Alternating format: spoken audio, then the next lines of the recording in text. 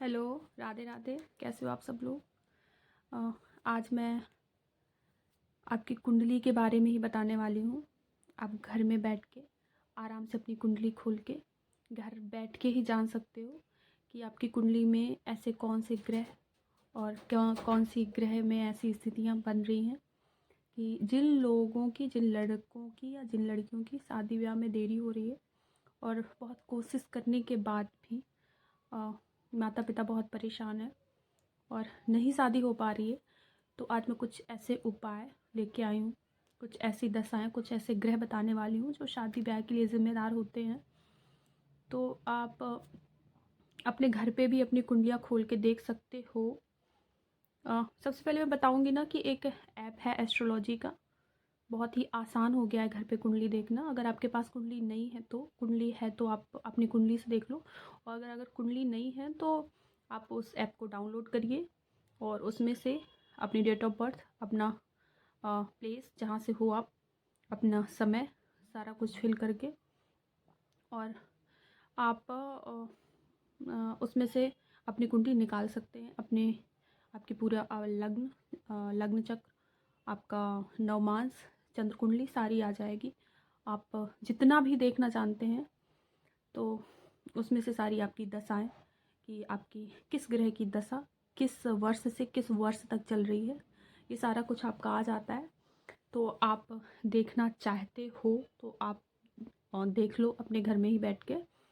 और जो मैं शादी की दशाओं और ग्रहों की स्थितियों के बारे में बता रही हूँ तो वो आप अपने घर पे ही देख लो। मैं बिल्कुल सरल शब्दों में आपको बताऊंगी कि आपका जो कुंडली में सप्तम भाव होता है वो आपका, अगर लड़की की कुंडली है तो वो पत्नी का भाव हुआ उसके, अगर लड़की की कुंडली है तो वो उसके पति का भाव हुआ। जो सप्तम भाव होता है उससे हम पति पत्नी का उसे भाव कहते हैं। वो ससुराल, आपका गृहस्थ गृहस्थ धर्म, आपका गृहस्थ जो भी गृहस्थी होती है आपकी, उसी से देखी जाती है कि आप कितनी लाइफ में खुश रहोगे, कितना नहीं। आपका ससुराल, आपकी पार्टनरशिप, ये सब आप सातवें हाउस से ही देखते हो।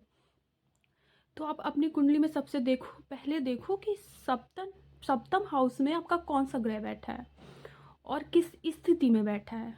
जैसे मैं बता रही हूँ कि आप कैसे देख पाओगे। अगर आपके सप्तम हाउस पे कोई भी नीच का होके ग्रह बैठ गया है, नीच का कब होता है वो भी बता रही हूँ कि आपका सूर्य 7 नंबर की गिनती पे नीच का होता है। तो आपके सप्तम हाउस पे सूर्य बैठा है और 7 नंबर की गिनती लिखी है, तो वो आपका सप्तम हाउस पे सूर्य नीच का होके बैठा है और आपकी शादी पे देरी करवा रहा है। ओके, 7 पे सूर्य बैठा है आपका, 4 पे मंगल बैठा है, 10 पे गुरु बैठा है, 1 पे शनि बैठा है, 6 पे शुक्र बैठा है।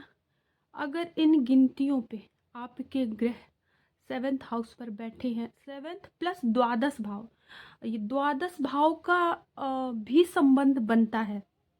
अगर यही ग्रह नीच की स्थितियों में आके द्वादश भाव से संबंध बना लेते हैं तो भी आपकी कुंडली में नीच का ग्रह माना जाएगा, और ये इसकी वजह से शादी विवाह में लेट या देरी होती है।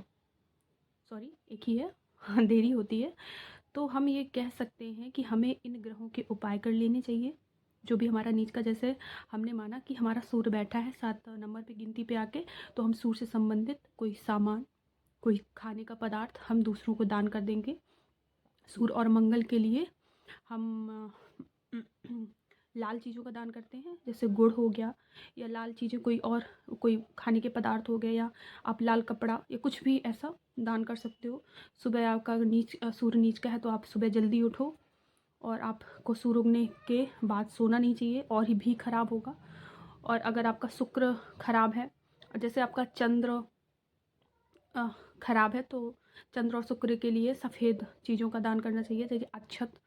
अगर आपका चंद्र 7th हाउस में नीच का होकर बैठा है तो आप सफ़ेद चीज़ें, सफ़ेद खीर हो गया, अक्षत हो गया, इन चीज़ों का दान करो।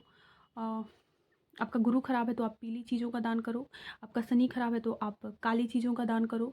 और शनि देव को प्रसन्न करने के लिए और भी सारे उपाय होते हैं, आप उन्हें कर सकते हो।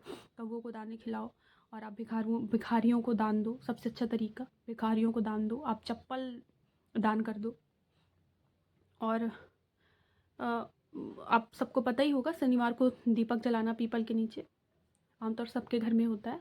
तो आप ये चीज़ें कर सकते हो। आप 16 सोमवार के व्रत रह सकते हो, स्पेशली लड़कियों के लिए, कि लड़कियों के लिए ये उपाय होता है। तो ये तो हो गई आपके नीच ग्रह हैं। अगर ये पहला आपका कारण हुआ और पहले कारण का उपाय हुआ। अब आपका दूसरा कारण ये होता है कि जब आपके कोई पाप ग्रह आके आपकी युति बना के आपके सप्तम हाउस पे बैठ जाते हैं। और ये द्वादश भाव पे भी यही रूल है कि ये द्वादश भाव पे अगर युति बना ले, जैसे मान लो आपका शनि और राहु और शनि इस पे युति बना के बैठ गए। दोनों युति क्या होती है? दो ग्रहों का साथ होना। दोनों ही अगर ग्रह आके सप्तम हाउस पे बैठ गए या द्वादश भाव पे दोनों बैठ गए, तो आपका ये ना, शादी में तो देरी होती है, शादी के बाद की लाइफ ही उथल पुथल कर देते हैं। या तो आपके गुरु की दृष्टि पड़ रही हो तो वो मतलब प्लस माइनस बराबर कर देता है। और या तो फिर आपका कोई ऐसा स्ट्रॉन्ग ग्रह है उस पे हो, जब आपका नीच का होके बैठेगा ना, तो सिर्फ गुरु की दृष्टि ही है जो काम कर जाएगी, नहीं तो फिर आपको वो अपने परिणाम देगा ही देगा।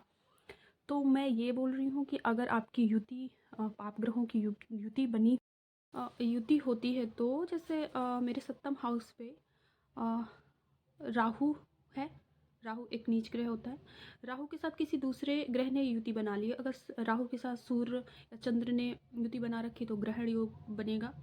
अगर किसी दूसरे पाप ग्रह ने भी बना रखी है तो उसका परिणाम बुरा होता है। तो उसके लिए हम किसी एक ग्रह की शांति करवा लेंगे, उसकी चीज़ों का दान देके। जैसे हमारा चंद्र है तो हमने सफ़ेद चीज़ों का दान देके उसकी शांति करवा ली, प्लस जो